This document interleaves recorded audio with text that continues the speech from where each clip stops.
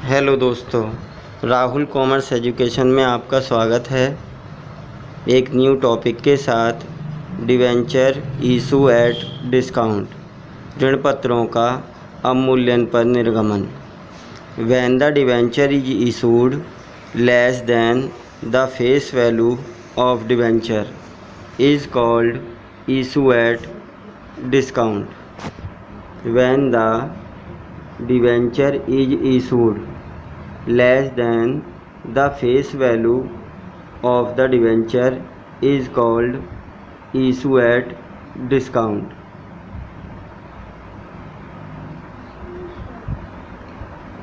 यहाँ से थोड़ा सा करेक्शन हमें करना है। जब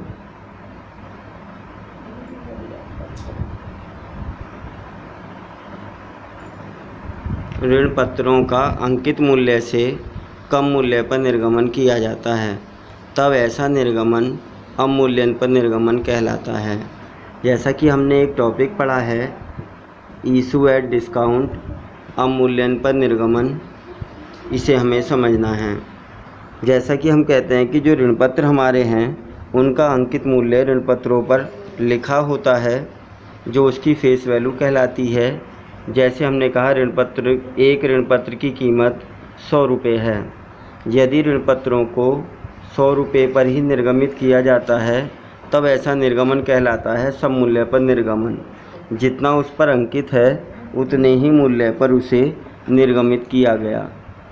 सेकंड कंडीशन हमारी है कि यदि ऋण पत्रों का अंकित मूल्य 100 है और हम उसे 10 रुपये कम अर्थात 90 रुपये पर निर्गमित करें, तब ऐसा निर्गमन अवमूल्यन पर निर्गमन कहलाएगा।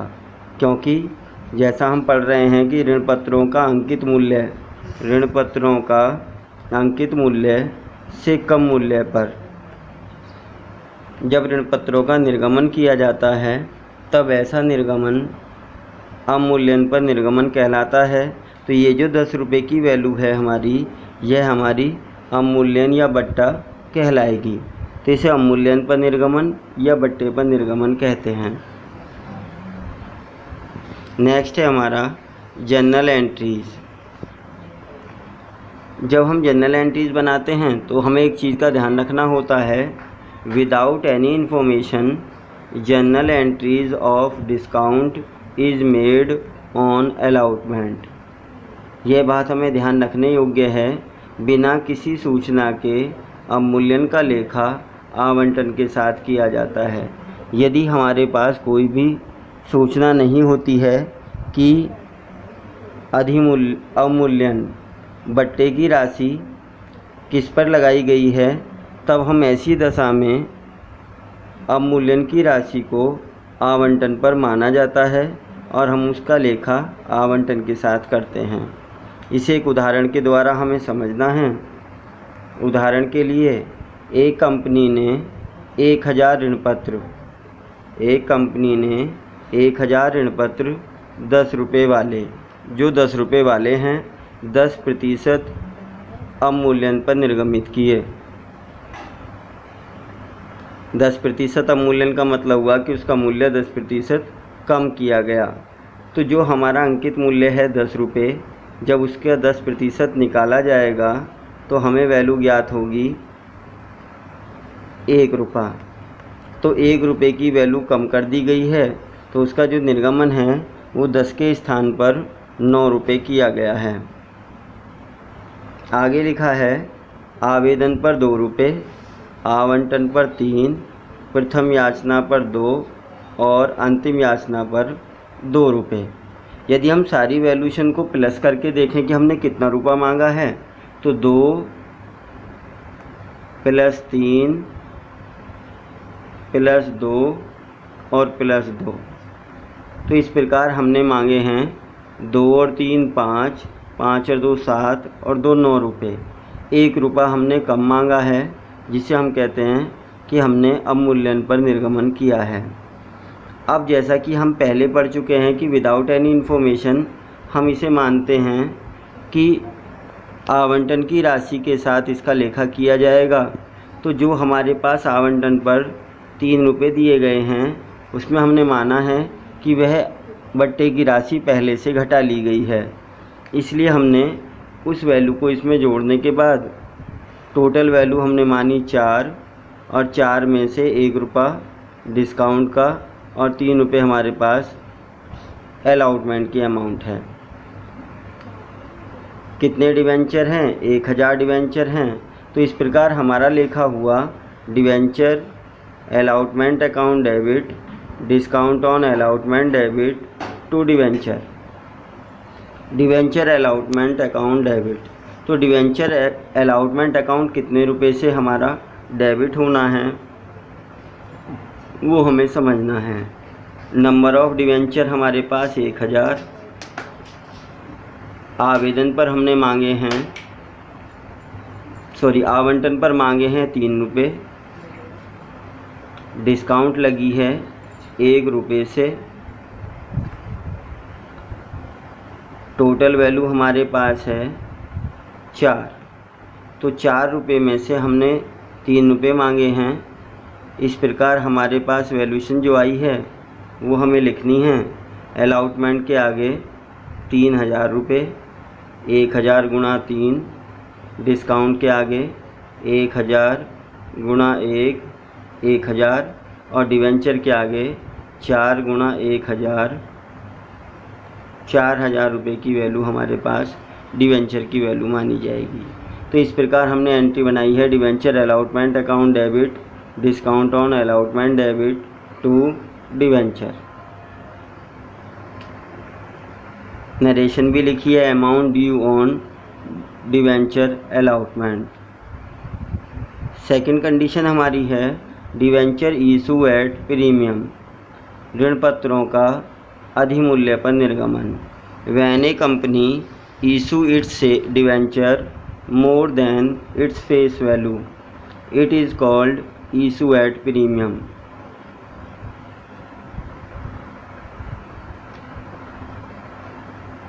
जब कोई भी कंपनी अपने ऋण पत्रों का निर्गमन उसके अंकित मूल्य से, उसकी फेस वैल्यू से अधिक मूल्य पर अंकित करती है, तब ऐसा निर्गमन हमारा प्रीमियम पर निर्गमन कहलाता है। जैसा कि हमने पढ़ा 100 रुपये वाला डिवेंचर है, यदि उसका निर्गमन हमने 110 पर कर दिया तो ये जो 10 रुपये की वैल्यू है वो हमारी प्रीमियम वैल्यू है, अधिमूल्य की वैल्यू है। जनरल एंट्रीज, इसके संबंधित हमें लेखे को समझना है। जैसा कि हमने पहले अलॉटमेंट में पढ़ा था वही कंडीशन हमारे यहाँ पर है कि without any information general entries of premium is made on allotment. बिना किसी सूचना के अधिमूल्य का लेखा आवंटन के साथ किया जाता है। जब हमारे पास कोई सूचना नहीं होती है तब हम इसका लेखा आवंटन के साथ करते हैं। इसे भी एक उदाहरण के द्वारा समझना है। एक कंपनी ने 10,000 100 रुपये वाले 10% अधिमूल्य पर निर्गमित किए। एक कंपनी ने 10,000 क्या निर्गमित किए? आपने कहा डिवेंचर। तो 10,000 ऋण पत्र 100 रुपये वाले 10% अधिमूल्य पर निर्गमित किए। आवेदन पर 20, आवंटन पर 30, याचना पर प्रथम याचना पर 40 और अंतिम याचना पर 20 रुपये की मांग की गई है। समझ धनराशि निर्धारित समय पर प्राप्त हुई है। तो हमें देखना है कि हमारे जो डिवेंचर हैं उनकी वैल्यू 100 रुपये से है, 100 रुपये वाले। यदि हम 100 रुपये का 10% वैल्यू फाइंड आउट करते हैं तो हमारे पास वैल्यू आती है 10 रुपये। तो 100 रुपये पर 10 रुपये का अधिमूल्य, तो वैल्यू हमारे पास है 100 जमा 10, वैल्यू बनी 110। तो 110 रुपये का हमने 110 पर निर्गमन किया है। इस प्रकार जो वैल्यू हमें दी हुई हैं आवेदन, आवंटन, प्रथम याचना और अंतिम याचना, इन सभी का जोड़ कितना बैठा है वो हमें प्लस करना है। 20 + 30 + 40 और +20। तो 20 और 30 50, 40 90 और 20 110। 110 की टोटल वैल्यू हमारे पास आती है।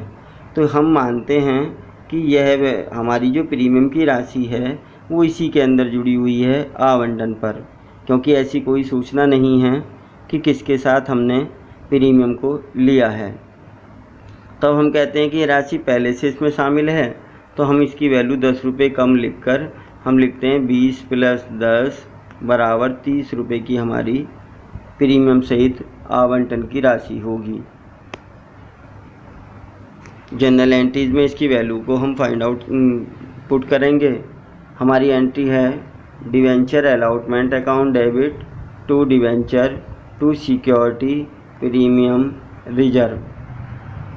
Debenture allotment account debit to debenture to security premium, तो जैसा कि हमने उस वैल्यू को लिखा था 20 अलॉटमेंट के अमाउंट और 10 हमारे प्रीमियम के अमाउंट। नंबर ऑफ डिवेंचर 10,000, तो 10,000 गुणा 20 ये हमारी वैल्यू है डिवेंचर की, और 10,000 गुणा 10 ये वैल्यू हमारी है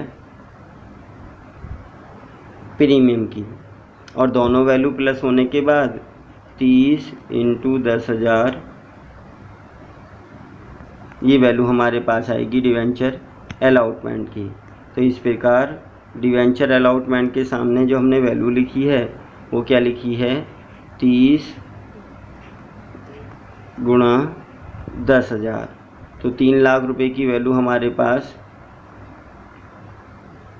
डिवेंचर अलॉटमेंट के सामने, डिवेंचर के सामने 20 गुणा 10,000 2 लाख रुपए की वैल्यू, और प्रीमियम के आगे 10 गुणा 10,000 1 लाख रुपए की वैल्यू को हम शामिल करते हैं।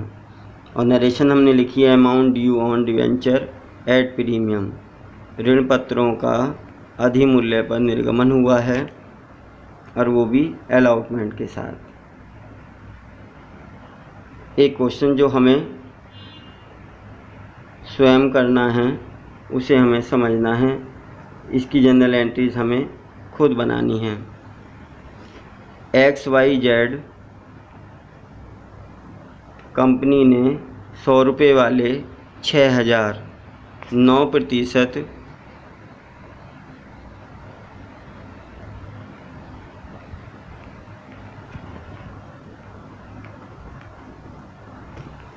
9% ऋण पत्रों को 20 रुपये प्रति ऋण पत्र क्रय ब्याजी निर्गमित किए। क्रय ब्याजी का मतलब होता है प्रीमियम सहित हमने निर्गमित किए हैं। उनका धनराशि जो मांगी गई है वो कैसे कैसे मांगी गई है, एप्लीकेशन पर 30, अलॉटमेंट पर 60, और वहाँ पे लिखा हुआ है पहले से ही प्रीमियम सहित। तो जो प्रीमियम के 20 रुपये हैं वो इसमें जुड़े हुए हैं, इसलिए हमने उस वैल्यू को लिखा है 40 + 20 और वैल्यू हमारी हो जाएगी 60। 30 रुपये हमारे पास फर्स्ट एंड फाइनल कॉल के हैं, तो जब हम इन अमाउंटों का टोटल लगाते हैं तो हमारे पास टोटल वैल्यू बैठती है 120। तो इसका मतलब हुआ 20 रुपये इसमें पहले से शामिल हैं। समस्त निर्गमित ऋण पत्रों के लिए आवेदन प्राप्त हुए और कंपनी ने समस्त ऋण पत्रों का कंपनी के पुस्तकों में आपको जनरल एंट्रीज बनानी है। XYZ company issued 6,000 9% debenture of 100 each at a premium of 20 per। Amount of these debenture were payable as follows: on application 30, on allotment with premium 60। तो यहाँ पे हमने वैल्यू लिखी थी 40 + 20 with premium। on first and final call ₹30। subscription were received for all the debenture issued and the company allotted all the debenture। Pass general entries, ये general entries आपको बनानी हैं, अपनी नोटबुक में बनानी हैं, और नेक्स्ट वीडियो में हम इसके ऊपर डिस्कस करेंगे। तो दोस्तों, यदि आपको यह वीडियो अच्छी लगी हो तो ऐसी ही वीडियो आगे पाने के लिए चैनल को सब्सक्राइब करें, वीडियो को लाइक करें तथा ज़्यादा से ज़्यादा अपने दोस्तों में शेयर करें। धन्यवाद।